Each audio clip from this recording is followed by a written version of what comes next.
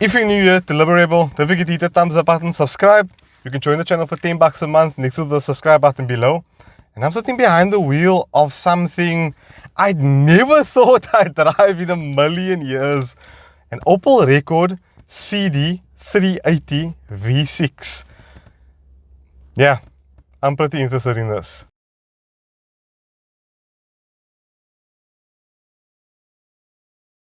Hello everyone, welcome to Liberable. So Bjon brought me his OPEL CD 380 for me to do a drive, and I'm pretty curious about what this car actually feels like. I've always seen them driving around, and I'm gonna cut the bullshit with all of you. I really love the way this thing looks. I think it's quite a pretty car, and especially the weird, queer, quirky interior. I do like it quite a bit. I also like the steering wheel. It reminds me of the one in the Monza GSI. So far, the steering wheel is actually quite well connected. The car feels like it's rotating. Oh, that's quite surprising. I didn't expect that. Suspension feels like a 80s car. Okay, so this car's got around 198,000 kilometers on the clock, which isn't that much. It was bought by a very old lady. The owners got really lucky with this car. It is in impeccable condition. Everything inside here looks really pretty, and everything seems to work. For some reason, old big cars back in the day was all about the torque and how easy they pull away and drive from a robot. And this is no exception. I mean, this thing's throttle pedal is lighter than a feather. You breathe onto the throttle and the car just whirs away under its own steam. Now, there is something strange about this car. I could find very little information about it. My understanding is, as the owner told me, it's got a Chevrolet 380 engine, 3.8 liter motor, but it obviously has injection on it, which in this motor does go quite far back. Reliability, they seem to be quite tough as well. But overall, here's a bit of a cool 90s theme going on here. I love the way this car feels. It's obviously not a super fast car. It's uber comfy. The seat is like a couch, and that's something I miss with modern cars. Everyone wants to make a bloody sports car. You climb into an Audi S8 or into an A6 or something, and the seat is stiff as old boots. I don't know why they're doing that lately.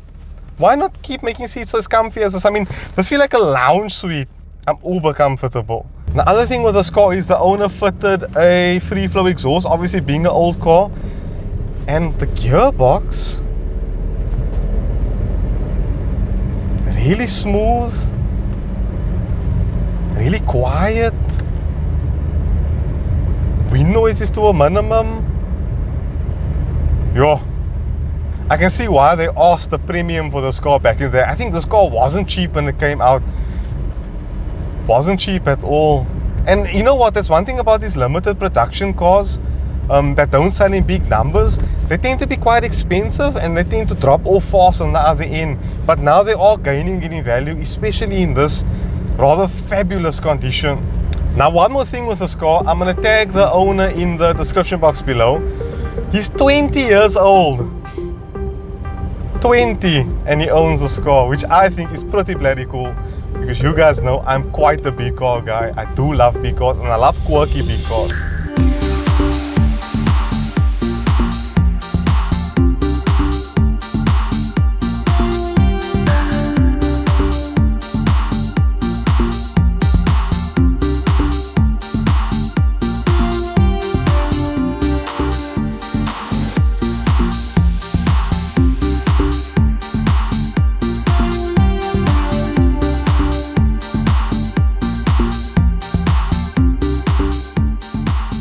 Another thing with these older generation cars are, like I said in the Ford XR6 video, which you guys probably saw before this, you can click the card if you want to check that video out.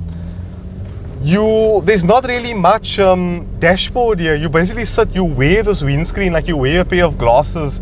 It's not like modern cars with the windscreens there at the bottom in bloody the noon. So yeah, this is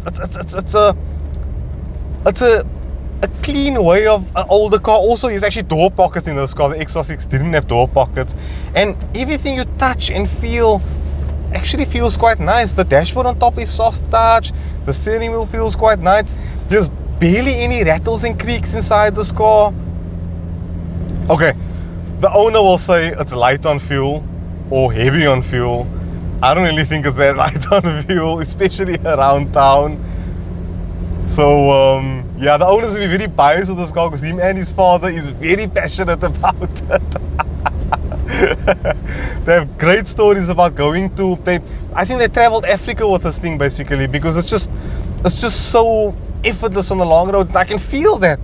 I can feel with the throttle pedal, with the brakes, with the way it's you know what it feels like? It's a perfect way of putting it to you. It feels like the bearings, right, on the wheels are floating. There's a non-resistant flow to this car that I only feel in modern day cars. Oh, okay. That's quite impressive. I didn't expect that. Little bit of a shudder under brakes. Probably just one of the brake discs is out of warp a bit. But let's see. Put my foot down here quickly. Whoa.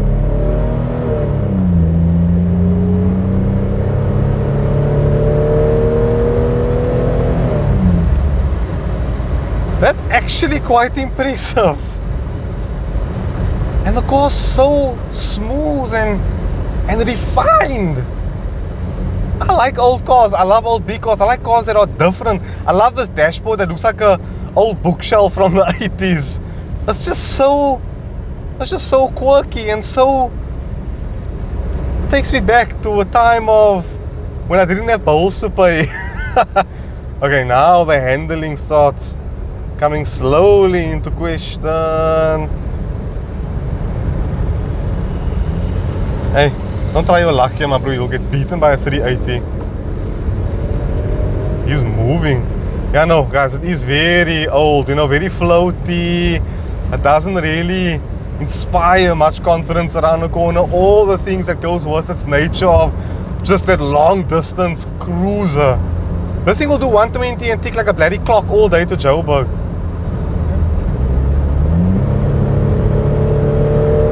Holy moly. The torque is insane. You see these bloody bikes now?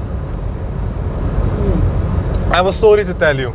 So I was one day in a BMW M5 competition, and in one of those corners I came a little bit hot. I was a bit against the one line, and a bike was coming on at like 800 kilometers per hour and nearly sliced the side of me. So this road I'm actually quite nervous about. People freaking fly on this road. If any of you drive my Langshoogte, just be very careful, because the Owens here seem to really do try their luck on this road. Booty, Right. Oh. Holy moly! Okay, I'm impressed. So the kilowatt here is about 130 and about 290, but it doesn't, 190 Newton meters, but it doesn't.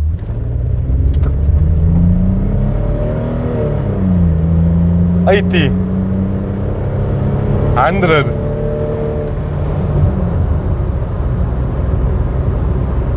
Okay, yeah, no, it does actually. Okay, if you're in the corner and you kind of on throttle, it actually does feel quite stable. The problem with these old cars are, when you lift off the throttle, they can be, they tend to shift the weight too much to the front and you lighten the back up a little too much. But I keep forgetting the thing is rear wheel drive. I don't have that issue. But yeah, I know it does feel like a nice old cloud, eh? Oh, it's fabulous. So, yeah, it is a beautiful car. It's really well looked after. And to be honest with you all, it doesn't feel like it's got 200,000 on the clock. It actually feels like it's got what it says here, 98,000. It feels as tight as a drum. Wow. A lot of these videos just go about me saying, oh wow, oh wow, oh wow, the whole time. Anyway, guys, let me bore you further. Be free, be you. Liberal Rebel, out. Do you know how much kilowatt this car has? 150. Engine 19. So I just cheated quickly. The kilowatt here is about 130 kilowatt and about I keep forgetting. So the kilowatt is about, fuck man. 130 kilowatt?